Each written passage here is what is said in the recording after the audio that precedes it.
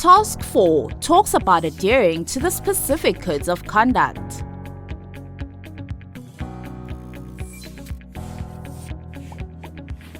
Task 4 has 14 qualifying criteria. Let's look at Task 4, Qualifying Criteria 6. Explain disclosures that must be made by a representative when rendering a financial service.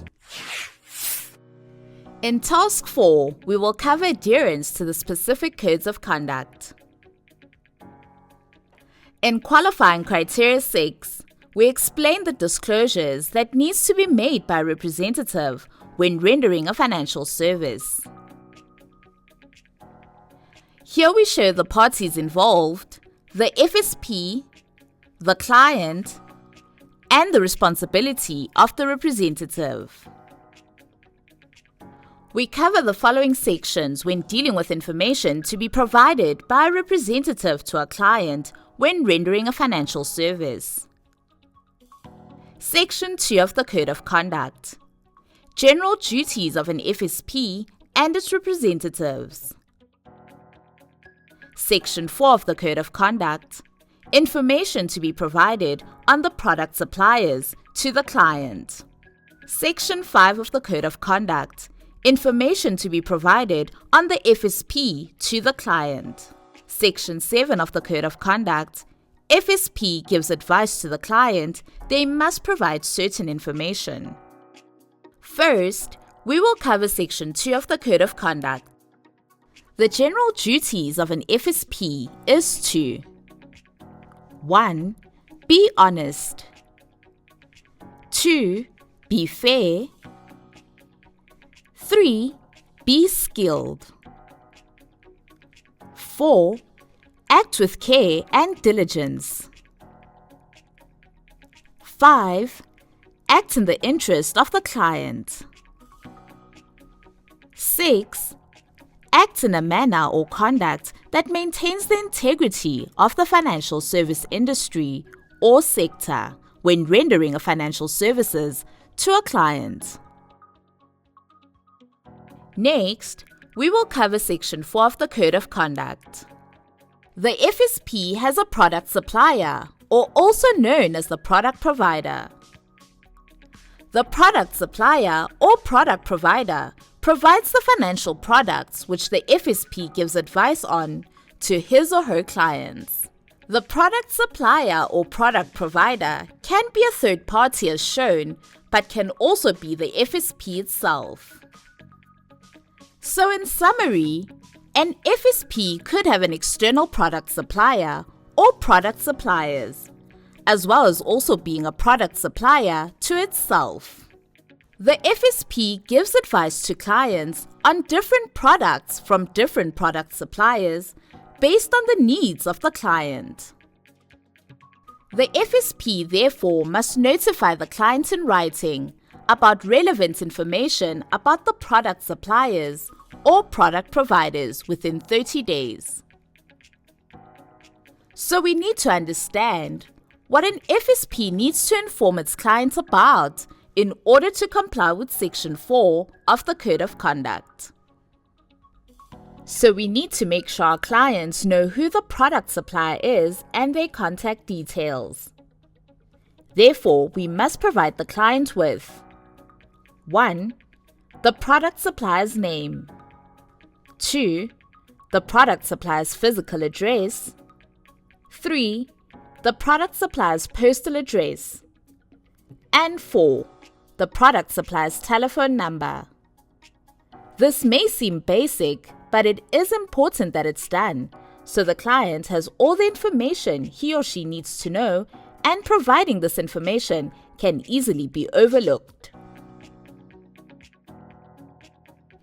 Next, it is important that the FSP informs the client of the contractual agreement and relationship with the product supplier. This is so the client is aware of the FSP and the product supplier's relationship. We need to provide the names and contact details of the product supplier's compliance departments. An FSP must communicate to its client any conditions or restrictions that have been imposed by the product supplier with regards to the type of financial products or services that they as the FSP have rendered. All these are important as they provide the client with an understanding of the relationship between the FSP and the product supplier, so that the client can make an informed decision knowing that the FSP and the product suppliers have a relationship and an agreement with each other. Here we see that when there is a financial interest held by the FSP with the product supplier, the FSP must communicate and disclose this fact to the client. If the FSP holds more than 10% of the product supplier shares directly or indirectly. So when we say directly, that would mean the FSP holds the shares in the product supplier. When we say indirectly, it would mean that we hold the shares in some other way, either through another company or person. It is also important to see that the Code of Conduct extends this to also say or equivalent substantial financial interest. So basically saying that it does not have to be through holding of shares, but if there is a financial interest that is equivalent to holding 10% of the product supplier's shares. The consideration of financial interest also states that if over the past 12 months, the FSP has received more than 30% of its total remuneration from product supplier. These sections are basically there to ensure that the client knows that the FSP has some sort of significant financial interest in the product supplier, so they can at least be aware of that fact when making their decisions. Here is where things can get a bit complicated. Let's roleplay this. Now say we are an FSP as well as a product supplier. And as a product supplier, we also have other FSPs selling our products through some sort of contractual relationship and/or agreement. Then it only stands to reason that we as the product supplier would need to provide all the information we have talked about to this contracted FSP so they can communicate it to their client. Here we can see that we have multiple FSPs that are also product suppliers and have insurance companies that are only product suppliers. An FSP can be giving advice to their clients on products and services from some or all the product suppliers based on the client's need. An FSP can provide and/or render financial services in respect of a choice of financial product suppliers. The FSP must exercise judgment objectively in the interest of the client concerned. This is very important. As we can see from this section, we as the FSP want to inform and notify the client of the FSP's relationships with product suppliers in order to ensure objectivity is maintained and that the interest of the client is always maintained. It is important that the FSP does not make unfair comparisons. So the code states that the FSP may not compare different financial products, product suppliers, product providers, FSPs and/or representatives unless the different characteristics are clearly made. It is important to note that if any comparisons are made, then they cannot and must not be inaccurate, unfair, or unsubstantiated criticism.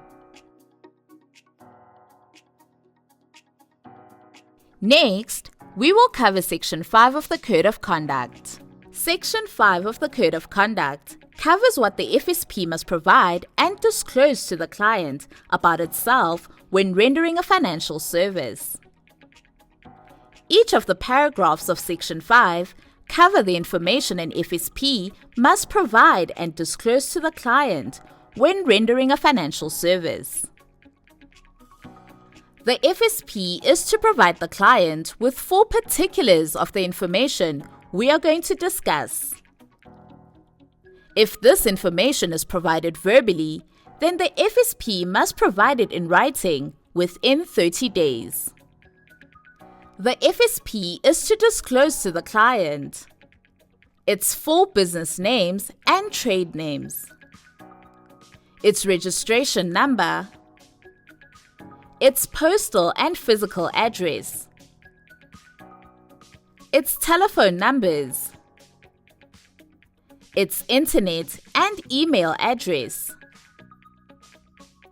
the names and details of contact persons, and the names and contact details of its compliance officer. The FSP is to provide details of its legal and contractual status and its relationships and agreement with product suppliers. This is to make sure that the FSP makes it clear to the client as to who accepts responsibility of the actions of the FSP and/or representatives in rendering financial services and the extent to which the client must take responsibility. The FSP is to provide names and contact details of its compliance officer and details of its compliance department. And for representatives, the names and contact details of the FSP that the representative is contracted to. The FSP is to provide details of the financial services and financial products it is authorized to render and provide in terms of its license and any conditions or restrictions. The FSP is to disclose if it holds and/or has in place guarantees, professional indemnity or fidelity insurance cover or not. The FSP is to disclose whether a representative is providing and/or rendering financial services under supervision as defined by the definition of fit and proper requirements. Any exemption provided by the registrar allowing the FSP not to disclose any of this information must be disclosed to the client by the FSP.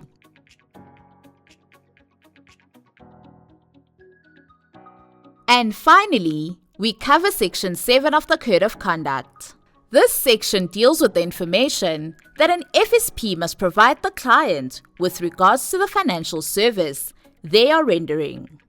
When an FSP gives advice to the client, the FSP must disclose and provide certain information relating to the financial services being rendered. The FSP must inform the client of their responsibility in terms of providing accurate information. It is important to remember that the client provides the FSP with certain information in order for the FSP to provide and/or render a financial service. Therefore, it is important that the information received from the client is accurate as well. Otherwise, the FSP cannot give the correct advice or financial service. It is also important to note that an FSP may not request the client to sign any written or printed documents unless all the required information has been included or sign a blank document. So here we can see that this sets up the relationship between the parties. The client must give accurate information, and the FSP cannot ask the client to sign anything unless the FSP has provided all the required information per Section 7. The FSP must, at the request of the client, provide a statement of account in connection with the financial service rendered to the client. The FSP must provide a client with a statement of identifying and listing financial products still in existence at least annually. This statement must include specific information. We will explore this information a bit later. Let's start with, when the FSP gives advice to the client, they must provide certain information relating to the rendering of the financial service provider. We can divide this information into 3 categories. 1. General explanations. 2. Material information. 3. Specific disclosure. In terms of general explanations, the FSP is to provide the client with reasonable and appropriate general explanations of the nature and material terms of the contract and the transaction. The FSP is to provide full, frank, and honest disclosure of information that is reasonably expected to be disclosed to enable the client to make an informed decision. In terms of material information, the FSP is to provide the client with material contractual information, facts, illustrations, projections, or forecasts that they have. In terms of specific disclosure, Section 7 of the Code of Conduct goes into detail as to what needs to be disclosed. Section 7, paragraph 1c states, the following information must be disclosed at the earliest reasonable opportunity and time. 1. The name, class, or type of financial product. 2. The benefits of the financial product and how they are calculated, accrued, and paid out. 3. The specific information for financial products marked as an investment product or has an investment component. 4. The obligation to the product provider, nature, extent and frequency of monetary obligation and escalation, increases or additions. 5. The obligation to the FSP, nature, extent and frequency of monetary obligation. 6. Any special terms and/or exclusions. 7. Any guaranteed minimum benefits. 8. How accessible will the funds be? 9. Any early termination consequences. 10. Tax implications. 11. The cooling off period. 12. The nature, extent and frequency of payment of commission, fees and/or brokerage fees. 13. Any and all risks associated with the product. 14. The amount of the increase in premiums over the first 5 years, then the basis of the increase over years 6 to 20 years, not exceeding 20 years. Section 7, paragraph 1c, subsection 3 states that specific information for financial products marked as an investment product or has an investment component needs to be provided and disclosed.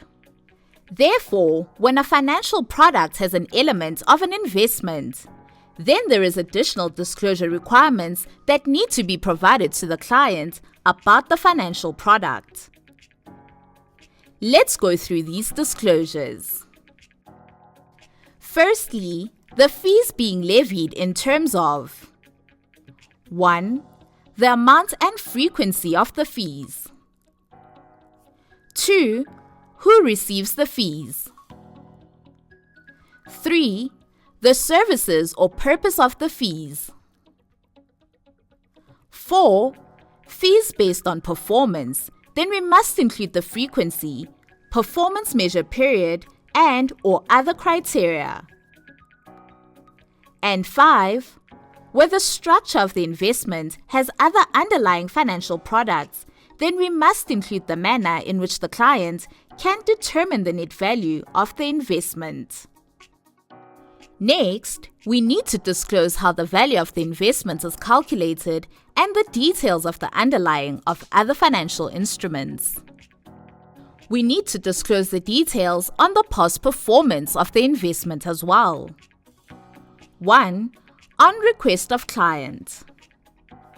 2. Over intervals that are reasonable for type of product. And 3.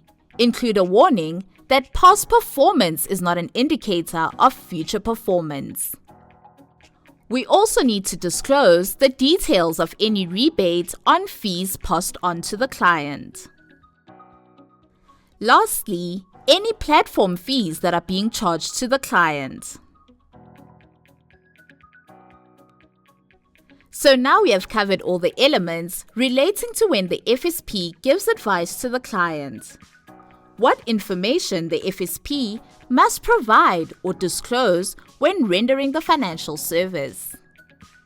In terms of specific disclosure, Section 7 of the Code of Conduct goes into detail as to what needs to be disclosed.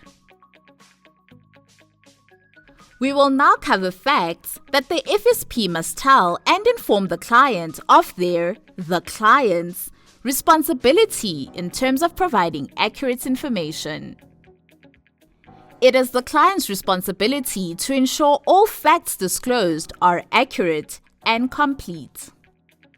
Any information completed and submitted by the FSP, the client must ensure it's accurate and complete. The FSP must inform the client of possible consequences of misrepresentation or non-disclosure. Simply put, the results of giving incorrect and incomplete information. The FSP must supply the client, on request, a copy or record of any transaction requirements within reasonable time. So we have seen that the client needs to ensure that they provide the FSP with accurate information and that any information that is used by the FSP is accurate, because any misrepresentation or non-disclosure could have an adverse effect on the advice given and/or provided. Next, we cover the fact that an FSP must provide a client with a statement of identifying, listing, and mentioning products that are still in existence at least annually. This statement must include specific information. This specific information is obligations, the ongoing monetary obligations of the client. Benefits, the main benefits provided by the product. Value of the investment, if any. Where a product has been identified as an investment or has an investment component, then the net value of that investment to the client must be disclosed. Commissions and fees. Any ongoing incentives, commissions, fees, and brokerage fees payable to the provider must be disclosed. This statement need not be provided where the client is aware or should be aware that the FSP does not render or has stopped rendering ongoing financial services in respect of the products concerned. We have now covered all of Section 7, dealing with the information that the FSP must provide the client with regards to the rendering of the financial service. Note that this section is long with a lot of details, so make sure you go through it and understand all the requirements laid out.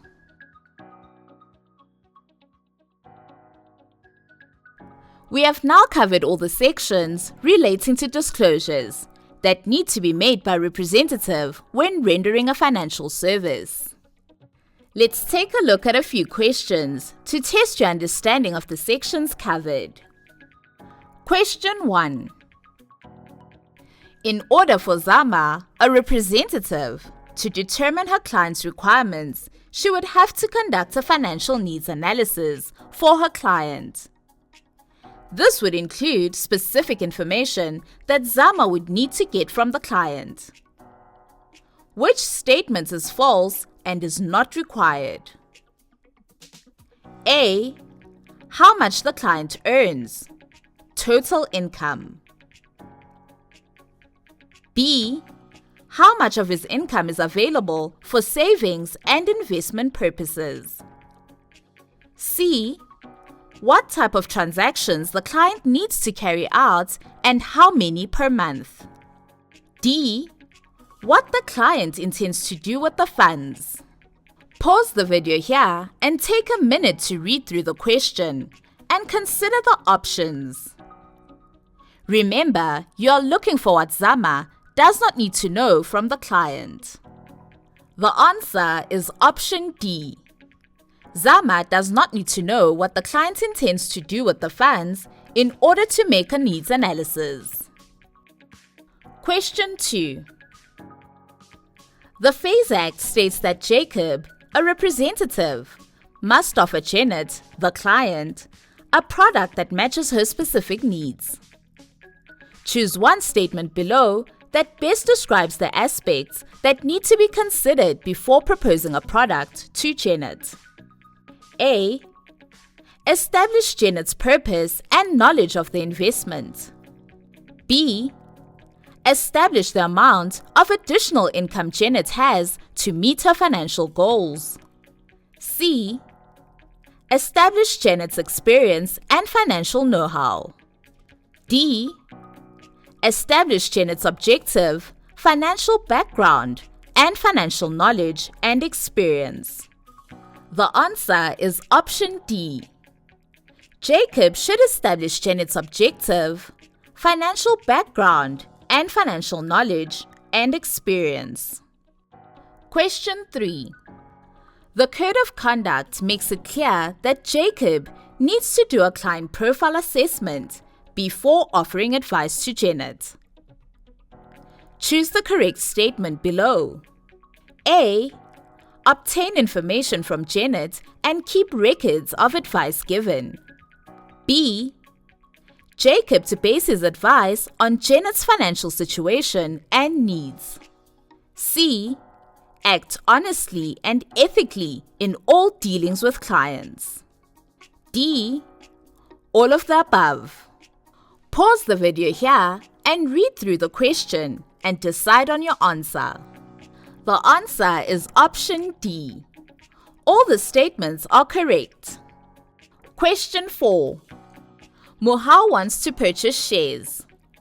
Mohau only has a grade 10 education and is a retired pensioner with little to no understanding of financial investments.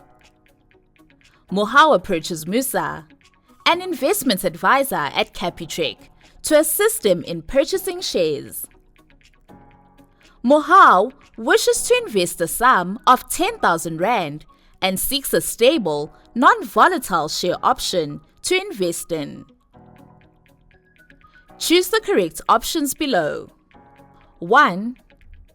Musa must provide Mohau with a detailed written analysis of the various share options available for purchase. Musa has a duty to point out opportunities to purchase hedge fund instruments, swaps, etc. 2. Musa must establish Mohau's financial situation and financial experience. 3. Musa is correct in recommending highly volatile oil shares, as her advice is that Mohau will make loads of money quickly, as his 10,000 Rand will not get him far. 4. Musa must choose and or recommend a product which is suited to Mohau's financial situation and risk profile. Choose between option A, B, C, and D. Pause the video here for a few minutes and read through the question and options provided before answering the question. The answer is option D, being statement 2 and 4. Statements 1 and 3 are not correct because Musa should be considering that Mohau is retired and not educated in financial investing, and therefore it would not be appropriate to provide Mohau with such risky options. So let's go through a final overview of what has been covered. We looked at the general requirements of the Code of Conduct when providing financial services to the client. We then looked at the information the FSP and/or representative should provide the client about the product supplier or provider. We then looked at the information the FSP and/or representative should share and disclose with the client about the FSP. And lastly, we looked at what information an FSP and/or representative should provide the client with when providing or giving advice to the client. We hope you enjoyed the video and learned a lot. Please make sure to check out our other RE videos.